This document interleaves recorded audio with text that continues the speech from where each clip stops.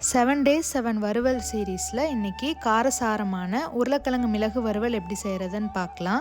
இதுக்கு 1/2 கிலோ உருளைக்கிழங்கு இந்த மாதிரி துண்டு துண்டாக கட் பண்ணிடுங்க. தோல் எடுக்க தேவையில்லை. 10 சின்ன வெங்காயம், ஒரு தக்காளி, ஒரு துண்டு இஞ்சி, 4 பல்லு பூண்டு, 3 வரமிளகாய், 1 டேபிள் ஸ்பூன் மல்லி, 1/2 ஸ்பூன் சீரகம், 1 டேபிள் ஸ்பூன் மிளகு, 1 அன்னாசிப்பூ, கொஞ்சமாக சோம்பு, ஒரு துண்டு பட்டை, அப்புறம் 4 கிராம்பு. இப்போ ஸ்பைஸ் எல்லாத்தையும் சேர்த்து ஃபஸ்ட்டு பொடி பண்ணி எடுத்துக்கோங்க.